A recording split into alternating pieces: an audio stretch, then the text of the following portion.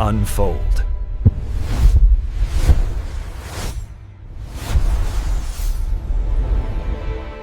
1200년 동안 스스로 숨을 쉬면서 온도랑 습도를 조절해온 돌 건축물이 있다고 한번 상상해 보세요. 네. 그런데 지금은 24시간 내내 기계에 의존해서 간신히 생명을 유지하는 중환자실 신세가 됐습니다. 정말 안타까운 비유인데 정확한 표현이네요. 오늘 보내주신 자료들을 보면 석굴암이 단순한 문화재가 아니라 거의 하나의 정밀 기계였더라고요. 맞습니다. 고대 과학 기술의 정수였죠. 이 자료들이 꼭 그 완벽했던 시스템이 어떻게 망가졌는지를 추적하는 어떤 법의학 보고서 같다는 생각도 들었어요. 네네. 저도 그런 관점에서 접근했습니다. 그래서 오늘 한번 신라 장인들의 그 보이지 않는 기술이랑 또 현대 엔지니어들의 오만한 실수를 교차 검증하면서 돌 속에 숨겨진 진실을 따라가 보려고 합니다. 자, 그럼 시작해 볼까요? 네, 좋습니다. 제가 자료를 보면서 진짜 제일 먼저 놀랬던 게요.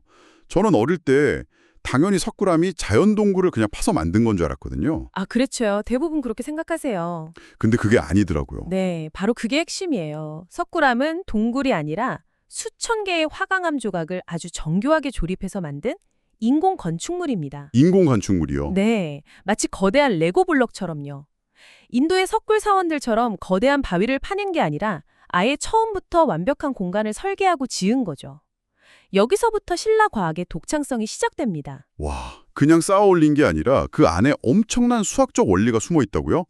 자료에 그 균제 비례라는 개념이 있던데 본존불의 신체 비율이 정확히 1대 2대 3대 4라고요? 맞아요.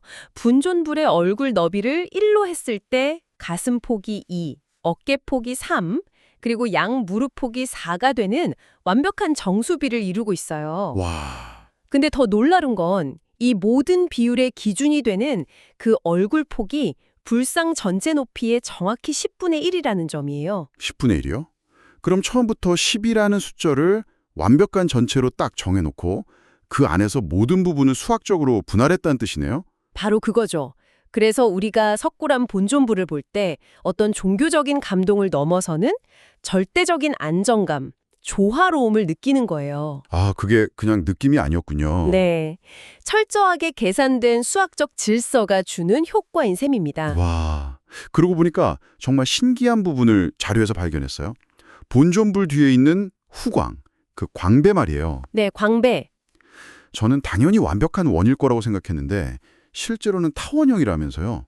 이게 언뜻 이해가 잘 안 가는데 일부러 그렇게 만든 건가요? 여기서 신라 장인들의 천재성이 드러나는 거죠. 어떤 점에서요? 그들은 우리가 불상 아래에서 위를 올려다 볼 거라는 걸 정확히 알고 있었어요.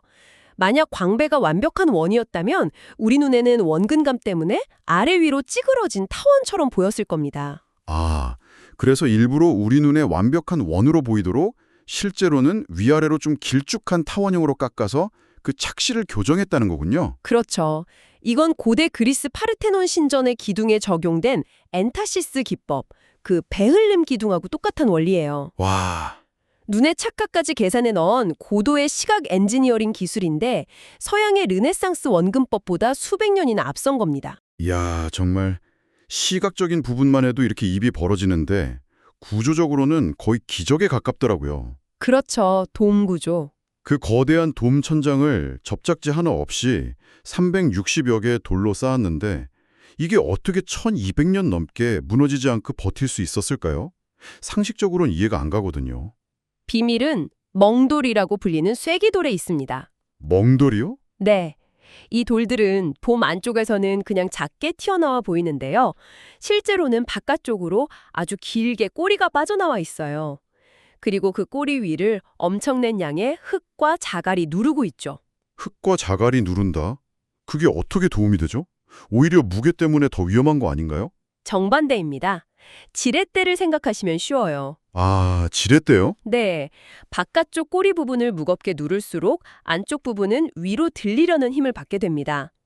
이 힘이 돔의 돌들이 중력 때문에 안으로 쏟아지려는 힘을 정확하게 상쇄시키는 거예요. 와, 정말 기가 막힌 발상이네요.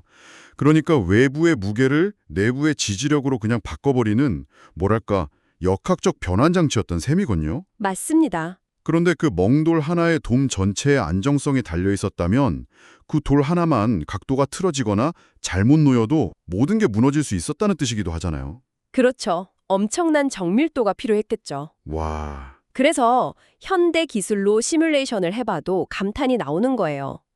모든 돌의 각도와 무게중심이 완벽하게 계산되어 있었기 때문에 접착제 없이 돌과 돌이 서로를 물고 버티는 힘만으로 1000년이 넘는 세월을 견뎌낸 겁니다. 그 역학적 원리도 놀랍지만 제가 자료를 보면서 정말 머리를 한 대 맞은 것 같았던 부분은 따로 있었어요. 어떤 부분이었나요? 바로 습기 문제였습니다. 아시다시피 석굴암이 있는 토암산은 바다랑 가까워서 안개가 자욱하기로 유명한 곳이잖아요. 네, 습기가 아주 많죠. 화강암의 습기는 정말 최악인데 대체 전기 하나 없이 어떻게 그 습기를 전부 잡아냈을까요? 여기서 신라 과학의 정수, 바로 자연 공조 시스템이 등장합니다. 두 가지 핵심 장치가 있었어요. 두 가지요? 첫 번째는 석굴 바닥 밑으로 흐르는 차가운 샘물. 자료에서는 이걸 감노수라고 부르죠. 이 물은 사계절 내내 10도 정도의 일정한 온도를 유지합니다. 차가운 물이 바닥 밑을 흐른다. 그게 어떻게 제습기 역할을 하죠? 여름에 차가운 음료수컵 표면에 물방울 맺히는 거랑 똑같은 원리예요. 이걸 노점 현상이라고 하죠. 네네. 외부의 덥고 습한 공기가 석굴 안으로 들어오면 가장 먼저 닿는 차가운 표면이 바로 이 샘물 때문에 차가워진 바닥돌입니다. 그럼 공기 중에 소중기가 전부 바닥돌 표면에 물방울로 맺히게 되는 거죠. 세상에. 그러니까 본존불이나 다른 정교한 조각상들이 적기 전에 바닥이 모든 습기를 대신 빨아들이는 일종의 희생양 역할을 하도록 설계한 거군요. 정확합니다. 바닥 자체가 거대한 제습기였던 셈이죠. 그리고 두 번째 장치는 돔 바깥을 두껍게 덮고 있던 자갈층, 즉 적심석입니다. 적심석이요? 네, 이건 그냥 체험제가 아니었어요. 그럼 필터 같은 건가요? 필터이자 열 교환기였습니다. 외부 공기가 이 자갈층의 수많은 틈을 통과하면서 여름에는 식혀지고 겨울에는 데워져요. 아, 덕분에 급격한 온도 변화 없이 안정된 상태의 공기가 석굴 내부로 서서히 유입되는 거죠.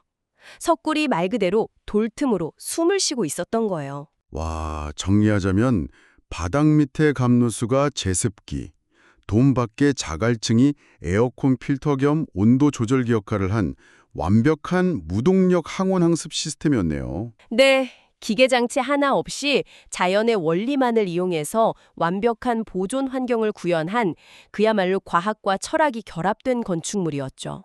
그런데 이렇게 완벽하게 작동하던 시스템이 1200년 가까이 잘 버텨오다가 20세기에 들어서면서 완전히 망가지기 시작합니다. 자료를 보면 비극의 시작은 1913년 일제강점기 때의 보수공사였더군요. 맞아요. 보존을 한다는 명목으로 석굴암을 완전히 해체하고 재조립하는 대공사를 벌였는데 당시 일본 기술자들은 신라의 과학적 원리를 전혀 이해하지 못했어요. 그들은 오직 서양에서 배운 근대 토목 기술, 특히 시멘트의 위력만 믿었죠. 거기서부터 모든 게 잘못된 거군요. 가장 치명적인 실수가 뭐였나요? 두 가지 실수가 석굴암의 숨통을 완전히 끊어놨습니다. 첫째는 숨구멍 역할을 하던 돔 바깥의 자갈층을 전부 걷어내고 그 위를 두께 2m로 콘크리트로 완전히 덮어버린 겁니다. 잠깐만요. 그럼 그 자연 환기 필터를 그냥 콘크리트로 막아버렸다는 건가요? 네, 석굴암은 그 순간부터 밀폐된 찜통으로 변해버렸어요. 어휴, 하지만 더 끔찍하고 치명적인 실수가 있었습니다. 바닥 밑으로 흐르던 그 감노수가 기초를 약화시킨다고 오판하고 그 물기를 아예 다른 곳으로 돌려서 막아버린 거예요. 아니 세상에 천연 제습기에 전원을 그냥 뽑아버린 거네요? 바로 그거예요. 숨구멍은 막혔고 제습기는 꺼졌죠. 갈 곳을 잃은 습기는 이제 벽과 불상에 그대로 달라붙기 시작했어요. 공사가 끝나자마자 석굴 내부는 물이 줄줄 흐를 지경이 됐다고 기록에 남아 있습니다. 와... 현상으로 들러붙으면서 조각의 표면을 부식시키기 시작했죠. 물리적으로 질식시키고 화학적으로 중독시킨 셈이네요. 정말 끔찍합니다. 네. 그럼 광복 이후에는 상황이 좀 나아졌을까요? 1960년대 박정희 정부 시절에 다시 대대적인 보수공사를 했다고 나오는데 이때는 그 실수를 바로 잡았겠죠? 안타깝게도 더 큰 실수를 저지르고 맙니다. 또요? 네. 근본적인 원인인 콘크리트를 제거하는 게 기술적으로 너무 어렵고 위험하다고 판단했어요. 그래서 그 콘크리트 돔 위에 또 하나의 콘크리트 돔을 씌우는 이중돔 방식을 택합니다. 아, 그리고 돔과 석굴 사이에 공간을 만들어서 그 공간의 공기를 에어컨과 제습기로 강제 순환시키는 방법을 쓴 거죠. 1차 질식에 이은 2차 질식이군요. 문제를 해결한 게 아니라 문제를 그냥 덮어버리고 기계에 의존하기 시작한 거네요. 그렇죠. 이때부터 석굴암은 외부 자연과 완전히 격리된 채 기계 장치의 생명을 의존하게 됩니다. 더 큰 문제는 이때 표면의 이끼를 제거한다면서 고압 스팀으로 돌을 세척한 일이에요. 스팀 세척이요? 그게 왜 문제죠? 깨끗해지는 거 아니었나요? 화강암은 여러 광물 입자들이 모여서 만들어진 돌이거든요.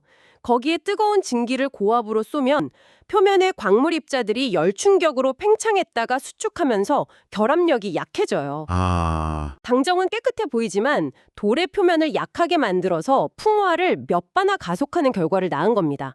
비유하자면 오래된 고서의 먼지를 털어낸다고 고압 세척기로 물을 뿌린 격이에요. 정말 안타깝네요. 결국 1976년에는 석굴암 전면에 유리벽까지 설치하게 되죠. 제가 어릴 때 수학여행 가서 봤던 바로 그 모습이네요. 네, 맞습니다. 그때는 그냥 보호하려고 막아놨나 보다 했는데 이런 아픈 역사가 있었는지는 몰랐어요.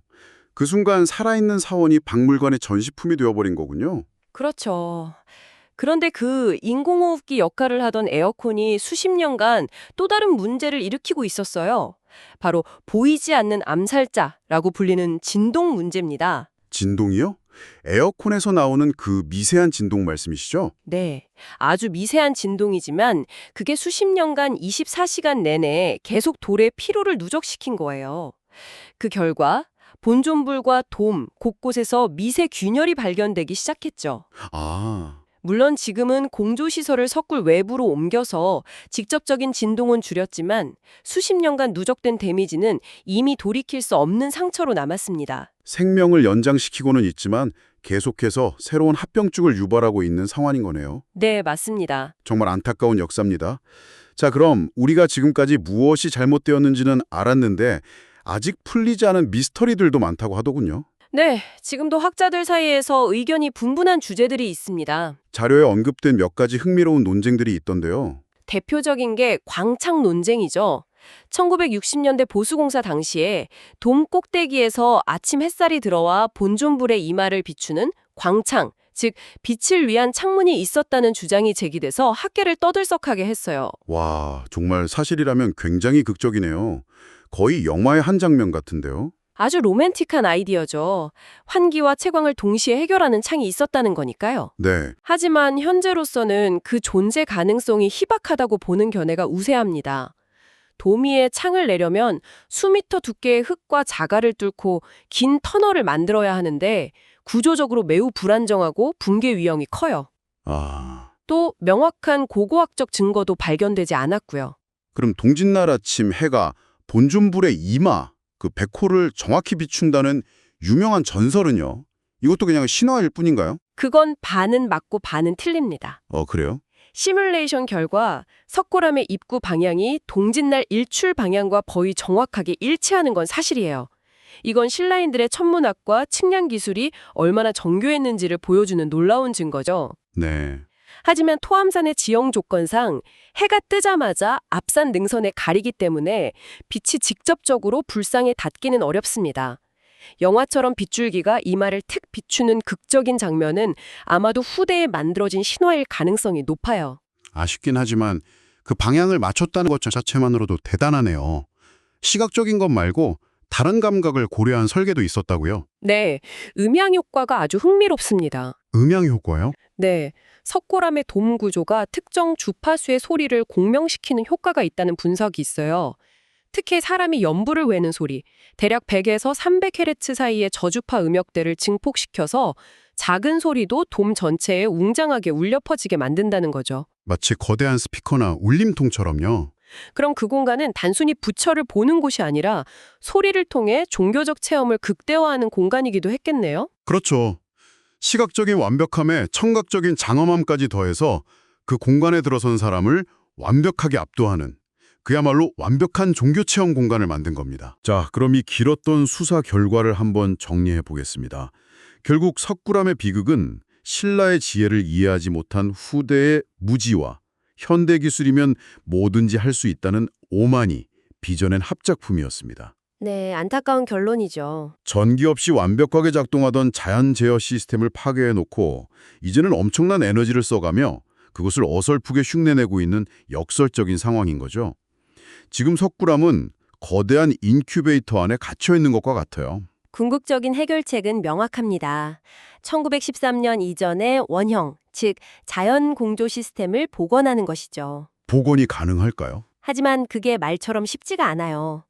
100년 넘게 돌과 한 몸이 된 콘크리트를 어떻게 안전하게 제거할 것인가, 막혔던 물길을 어떻게 되살릴 것인가 하는 엄청난 기술적 난제들이 남아 있습니다.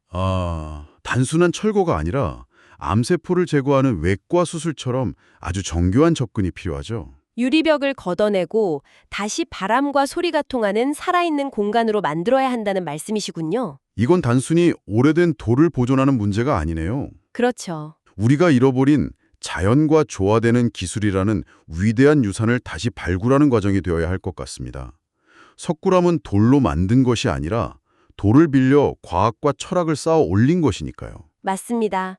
고대의 지혜에서 미래의 지속 가능한 기술에 대한 해법을 찾아야 하는 거죠. 오늘 이야기를 쭉 듣고 나니 마지막으로 이런 질문이 떠오르네요. 어쩌면 지금 이 순간에도 우리가 진보나 효율이라는 이름 아래 석굴암의 콘크리트를 덮어 씌웠던 것처럼 그 본질을 이해하지 못한 채 파괴하고 있는 또 다른 고대의 지혜는 없을까요? 한 번쯤 생각해 볼 문제입니다.